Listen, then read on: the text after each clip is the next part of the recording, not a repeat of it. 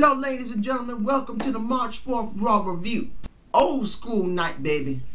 Now before I start, two things I need to say. One, this might be a long review.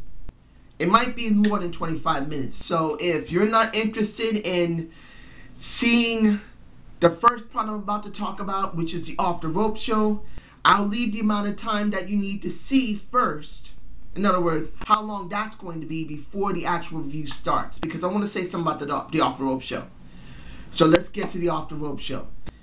Now, I saw their review. I tried to look at the reviews of everybody else now after I do my review, because I'm not saying I want to start repeating what they say, because I found myself actually saying the same stuff, which is nothing wrong with it because that means you agree with them.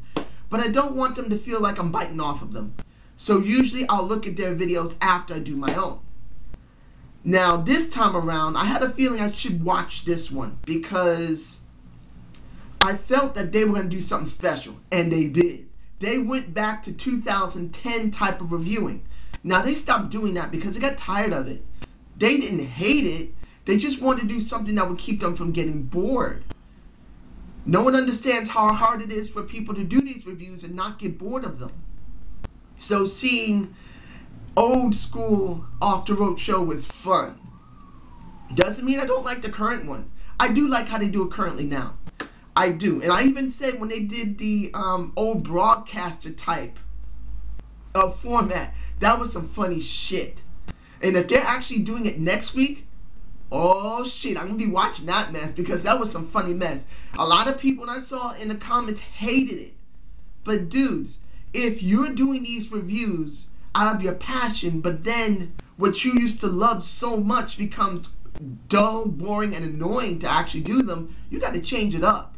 If you're a skateboarder and you only skate down a hill, you're going to get tired of it. So you're going to change it up. You don't want to just ride straight down the hill. You're going to try and grind going down the hill. You're going to try and lay on your back going down the hill. You're going to try and eat a hamburger while you're going down the hill. You get what I'm saying. But I did enjoy seeing the review. It was quite nice to see an old style feel that goes with the show. It actually was a very good idea in their part. Seeing Rockcena with a big fucking pot belly. Damn, one, I didn't know he was that tall. Two, I didn't know that he had a body like Metal D, and it was terrifying. I wanted to get a gun and shoot that shit. Sorry. Rockcena, don't ever take off your clothes. It's terrifying. But seeing the Green Meanie, and I've only seen them a couple of times, it was nice to see the Green Meanie. Good to see you, my son. And I really did enjoy the review. It was very good, straightforward, just like the regular reviews that they do normally. It just had an old feel to it. Now, I will be doing the review for Raw right now. Now, the Raw review. Let's put it clearly. This was pretty damn good. It wasn't incredibly great, but it was good. Now, the first person I'm going to talk about, instead of talking about later, is Fandango. No, better yet, Fandango. Joking. I thought this was actually quite good. I don't remember the last time someone has done this, where it's not the point of... Actually, I think I do. I think Triple H himself might have done this when he first started out as Hunter Hearst Helmsley, where he would come in as the blue blood aristocrat and pretty much give you the bow, saying that I am too good for all of you. I am not going to wrestle. I could be wrong. Please leave a comment below if Triple H himself might have done this little bit. I think he might have done it, and if he did, it makes sense to do this. It's making people more invested in this. Will he come in 2020? We don't know. I think people will get pretty tired by then. But taking the time to bring him in, to make him investable. In other words, to invest in him, the people, whoever likes him, whoever hates him, it's a very good thing. The woman he's dancing with, in other words, like I said when they started showing the vignettes, I was hoping it would bring that woman out. It would give an extra level of depth. Having her dance in the middle, in the beginning, no, not in the middle of the promo, the beginning of the promo and at the end of the promo was very, very good. I'm not into salsa or merengue or any ballroom dancing. I can't dance as it is, but it was very good to have her there. They need that extra depth, and if she's a good talker, from time to time we can actually hear her talk. I'm hoping that she's actually capable of talking, because having Fandango talk is good, but also having the woman talk for you like a Miss Elizabeth from time to time talked. And when Miss Elizabeth talked, a lot of people paid attention. Like E.F. Hutton, if they talk, you listen. Hopefully she can talk from time to time, even if it's supposed to be incredibly sexy, like, oh, Fandango, you will show them how wonderful you can dance in the ring. It would be good to see that from her. From time to time. Not every single time. From time to time. This is what gives depth to a character in wrestling. Now next, let's see. Hearing about the Fatal 4-Way. I'm just going to get this done now. Hearing about the Fatal 4-Way, instead of The Undertaker making the challenge, people are challenging him, was actually a good touch. I felt a little strange about when The Undertaker first came out, because all the other years before, he always came out, came to the ring, and said what he wanted to say. I think they kind of took that away because he came in a house show. Because if this was the really first time he came back, I really believe he would have talked. But probably they thought since he came back at a house show, we would do it like this. To me, it felt a little lacking something. Doesn't mean it wasn't a good segment, seeing him standing there in his suit that looks like it has the horns hanging out on his shoulders or the spikes, raising his hand. And then seeing the WrestleMania 29 on the Titantron was not bad. Don't get me wrong. I'm just used to seeing The Undertaker come out and talk, because he's good at talking. He is. Now when Punk did a good segment in the beginning. He did. If you like it or not, doesn't matter. He did do a good segment. But when Sheamus, Big Show, and Randy Orton came out, I'm going like, okay, they're finally giving us something interesting for SmackDown. They're going to give us something that's going to give something to the SmackDown brand. The streak is pretty much its own belt. Let's be honest. Whoever wins the streak wins a belt. So seeing the Fatal 4-Way was a good thing. It was perfect for CM Punk. At one point, I thought it was going to be Randy Orton. Really. I thought this was going to be Randy Orton versus The Undertaker, because of the way they kept showing Randy Orton. I really did. And as shockingly as it is, I might have not minded it so much. I don't know if I would have wanted to see pretty much Big Show with the Taker or Sheamus with Taker. Not saying that with Sheamus it wouldn't be bad. It would actually really do good for his cred. But I felt it could have been Randy Orton, or it could have been the Punk. The CM Punk. Mr. Straight Edge himself, baby. But how can I say this? Between CM Punk and between Randy Orton, how can I say this? If Taker does not retire in the next couple of years, I wouldn't mind seeing a Randy Orton Taker match. Not to say that it wouldn't be a good match, but I think really Randy Orton needs to get something more, because he's never really gotten very far. He needs another match from The Undertaker. That's from my humble perspective. But we know that CM Punk is going to get the match between him and the Taker.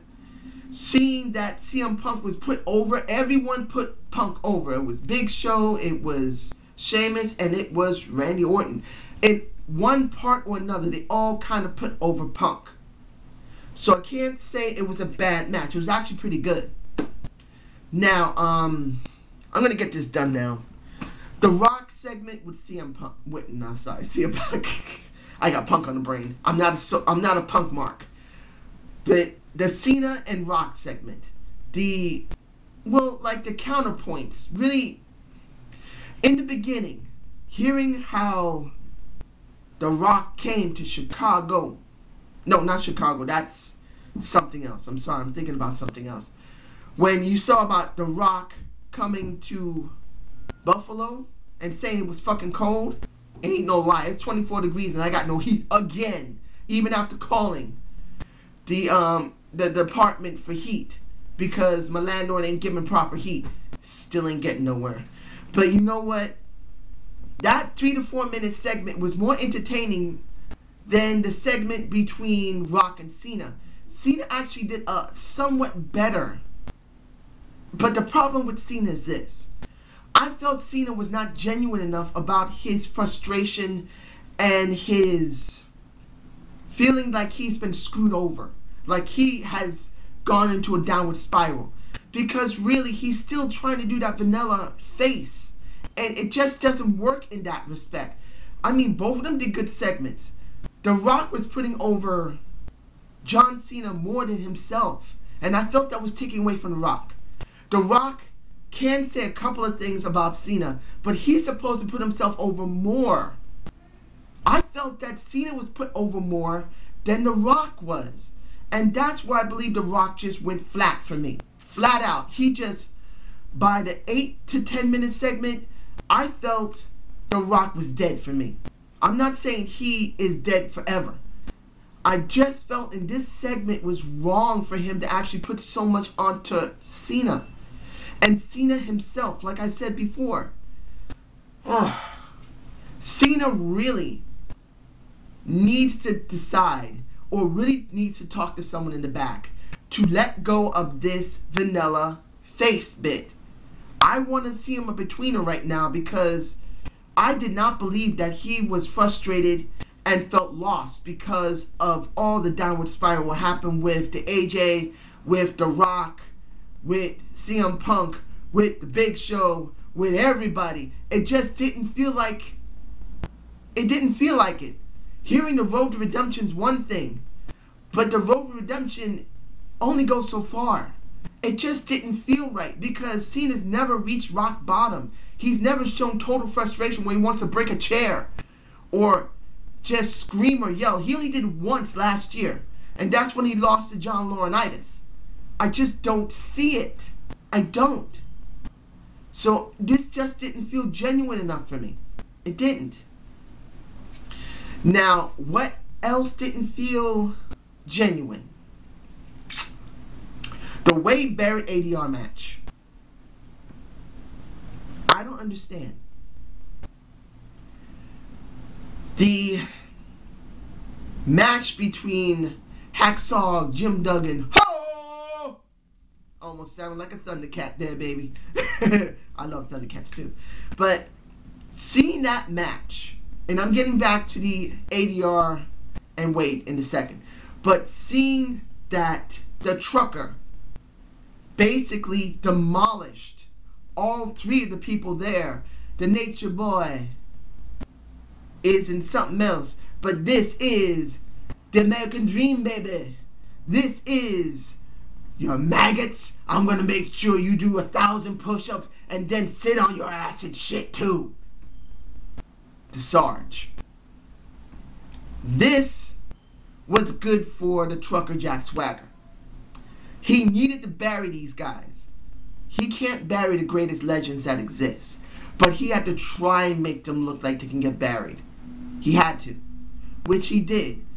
The backstage with ADR having to fight, and the first time they've actually touched, good. That was the perfect thing that needed to be done.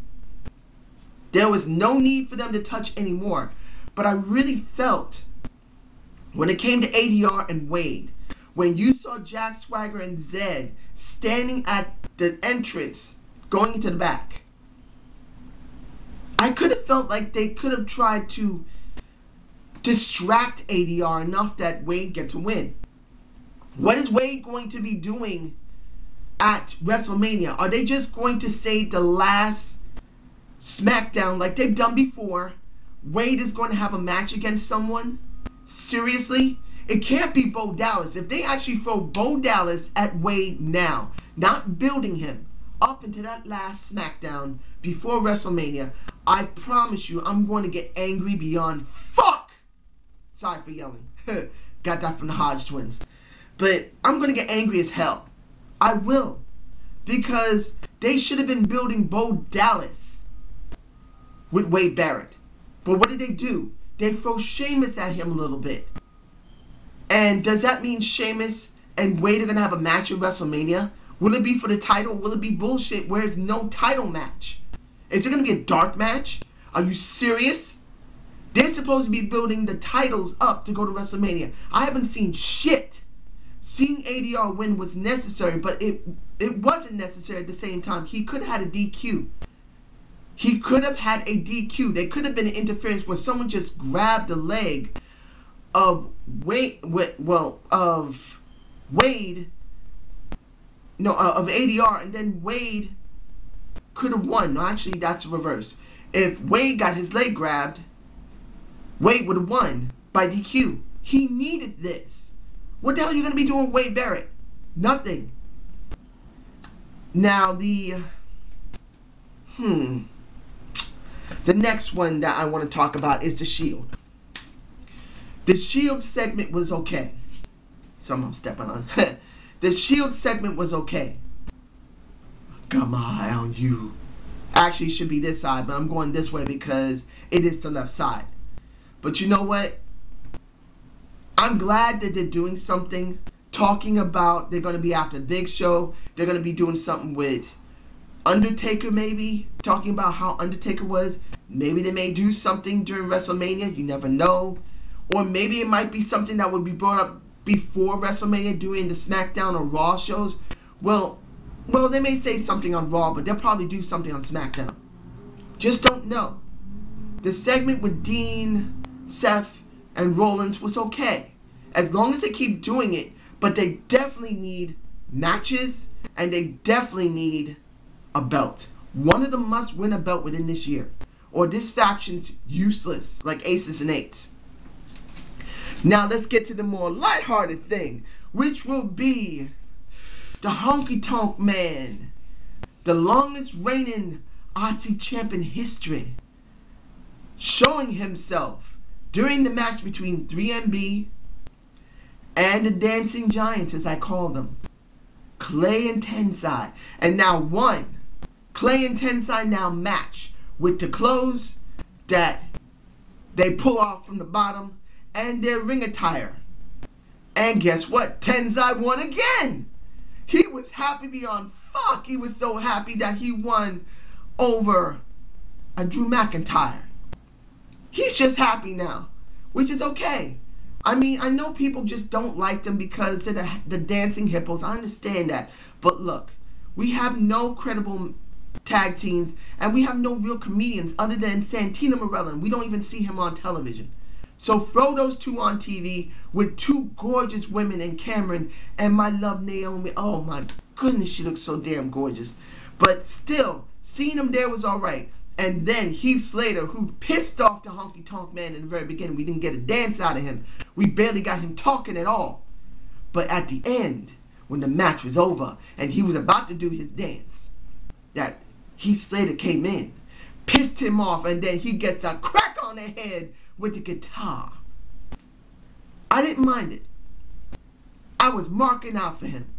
I was happy to see the Honky Tonk Man. He was one of my favorites back in the day. I always loved the Honky Tonk Man. He pissed the shit out of me.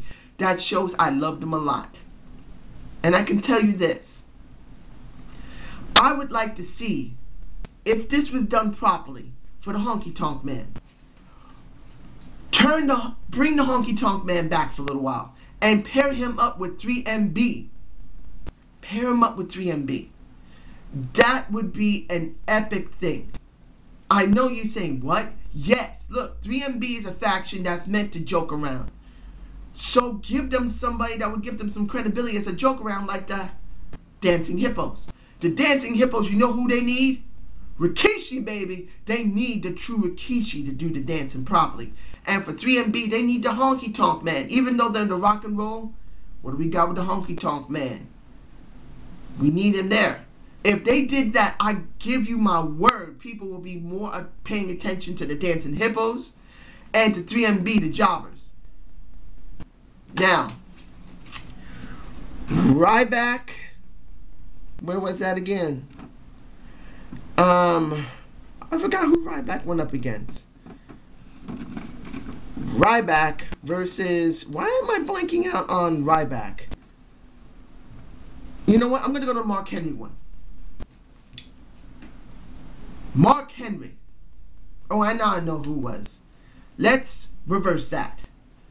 Ryback versus Antonio Fazzano. Match is meaningless. It doesn't really matter, even though it was an interesting match. All that mattered was the stare down between Ryback and Mark Henry. Mark Henry and Ryback. That's all that mattered. That's it. Seeing that stare down, seeing him go, "You still fucking there? Who the fuck you think you are?" Seeing Mark Henry look like that at Ryback go, like, I got a heart problem. Oh, no, not heart problems. I got lung problems. I'm asthmatic. Seeing that, he could have just went, "Come on." But I don't see that very well. It's not that great. It isn't. So seeing that was the most important thing. Between those two matches, between Zack Ryder and Mark Henry and Ryback versus Antonio, that stare down was the only thing that mattered. Now the question is, are they actually going to pursue it, or is this just a tease to see if anybody might be interested? I'm hoping they'll pursue this because we need something for Mark Henry to do for WrestleMania. After WrestleMania, give him the fucking belt, because you know on SmackDown he will bring up the ratings. He's the one that will bring up the ratings. We need that. But until then, he has to have someone to challenge. So let him go up against a Ryback. It'll bring Ryback up to be going up against a veteran like that. Now the Zack Ryder and Mark Henry, I actually had to go in the kitchen to get something. The minute I go there and come back, the match was over. That was a fast fucking match. But I did manage to see Zack Ryder's trunk saying, "Push me." Oh my goodness. The one who started the YouTube sensation for the WWE is so basically lost that he has to be begging people on national and international television, "Push me." I think he's going to get it for that. I know it. I mean, they might have sanctioned it, the ones in the back, but he's desperate. The match was over very quickly. Now, I'm sorry I forgot about the Dolph and Miz match. I was thinking about something else. Dolph and Miz. I wish there was somebody else that the Miz could have gone up against. Really. I'm not a big Dolph mark. I'm not. But you know what? Really? Dolph loses again? When was the last time Dolph won anything? Can anybody remember? Other than pay-per-view. He won a pay-per-view, but other than that. Someone leave me a comment below. When? What week? I forgot. He's losing so much. Just like the Off the Rope show said, this could be like a Daniel Bryan type of thing where he loses and loses and loses and loses and then wins a belt. And I don't want to see that. It's boring. And then they push him. But then what will we get in that push if he's not turned to face? I doubt they're going to turn to a face. Maybe they'll turn to face after he loses the belt and then gets screwed more and more and more. That's if that happens. I don't think they're going to change him from where he is now. The match itself was good. And seeing the Nature Boy. Oh, limousine riding, jet flying, wheeling, dealing, son of a gun, and Ric Flair. Ooh, good to see Ricky. Good to see him do the straight head fall. That, I always loved that. I always loved the straight face fall. That was always one of my most favorites that he did. Next to doing that front flip and then running to the next turnbuckle and then doing an axe handle on somebody. Those were the two most favorite moves I had of Ric Flair. And seeing that and then seeing, woo, dancing around, baby. Woo, I can't do it. I got a bad leg. I keep forgetting I can't do that. Oh, sorry. I hurt myself. Ow. But anyway, see it like that. That segment was to help the Miz because of Marine 3. This is what I'm saying right now. What should have been done to Ted DiBiase's son. Ted DiBiase Jr. should have been pushed that way. They should have kept him as a face like on the DVD and Blu-rays. But they didn't. They turned him and kept him heel before he went and did the Marine, and then afterward. That's the reason why he never got over. And when they switched him over to face, finally did the DiBiase posse, it was lost. So what they're doing with the Miz, making sure he's a face before he did the movie and keep him a face afterward, will bring him up. Now, since I talked about DiBiase, Hell No versus Primetime Players. Who won? Kane. Who jobbed? Young. Who got $20 shoved in his mouth? Young. Seeing that Ted DiBiase was asked, hey, we do millions of dollars. If you watch us, we're going to win this. Become our manager. That wouldn't be a bad idea. They actually need a manager again. But in the end, they lose. And then we see Daniel Bryan go face needs money to be a vegan because he took that 20 and stuck it in his pants. Well, his trunks, actually. Just breathing like, yeah, I got myself a 20. I need that money. I need to get me some veg. But anyway, I can say that it did what it needed to do to keep them having some wins. But what it really long term, what it accomplished? Not that much. Really. Seeing Daniel Bryan look at Kane like this before the match isn't enough. If they're going to be breaking up, they're going to have more arguments, more fights, more controversy going up into WrestleMania. I didn't see that. Now, let me see if there's anything else I am forgetting here. I don't want to forget anything because there was a lot of information here. Okay, one, and I may put this in my title. WWE Raw review. What the hell happened to the F?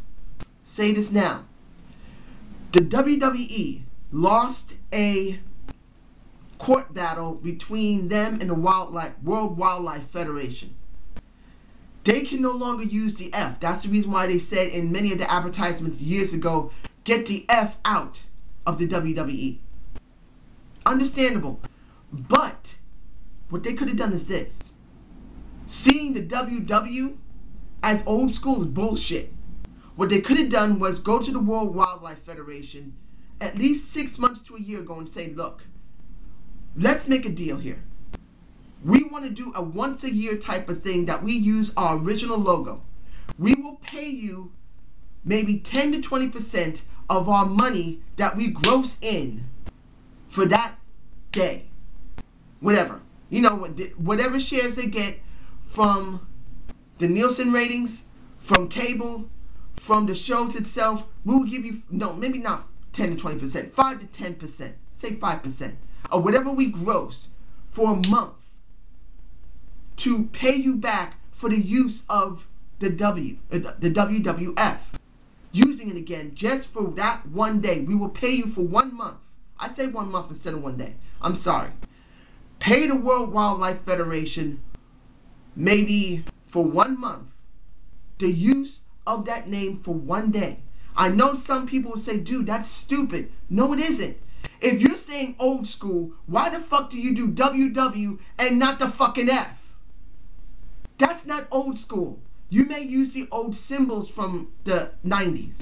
You may use the old music, which was very nice to hear again. Seeing the King and Cole dressed up in clothes the King used to wear, and Cole dressed up like Mr. McMahon when he used to do his commentary. Seeing the old table with the notes out there, which kind of was stupid, but they used to do that back in the 90s. Everything they used to do, they did it. The ring apron, the way the ring looked, the way the turnbuckles looked, fine. But putting WW and then the F? Are you serious? Now, understand if they could not make the deal. But really, if they could have, I would have done that shit. If it was for a month or 6 months, dude, come on. People would really look at the product more if they saw a true old school type of feel that didn't feel 100% old school. Maybe 70 or 80% to me. Not saying it wasn't a bad at all. Whew, it wasn't bad, but let's be honest, it was just missing. Now, as far as I can see, I'm not forgetting anything. This was a B show, solid B. I enjoyed it. I'm glad about it. I'm glad it was done. There were some gripes for it, like with the F. Really, Wade didn't need to lose. Pretty much that wasn't much anything else that was bad. Really, except seeing the trucker doing a kind of like a mannequin kind of thing when you looked at the bit for the preview for, oh, I almost forgot, Mae Young's birthday. That did upset me. That they didn't give her her own segment. They could have removed the pre-tape and done a Mae Young segment for her birthday by herself. And seeing Mark Henry give Mae Young a hug was lovely. But this was a solid B. If I'm forgetting anything below, leave a comment telling me if I forgot anything. But this is how the show was. And I hope you enjoyed the ZANE'S view. Subscribe and comment to my channel. As I said before, this was going to be a long review because I really had a lot I wanted to say. If you think I'm doing too long of a reviews, just tell me below. Tell me, dude, cut it back a little bit, or you're doing fine. So have a good day and have a good night, ladies and gentlemen.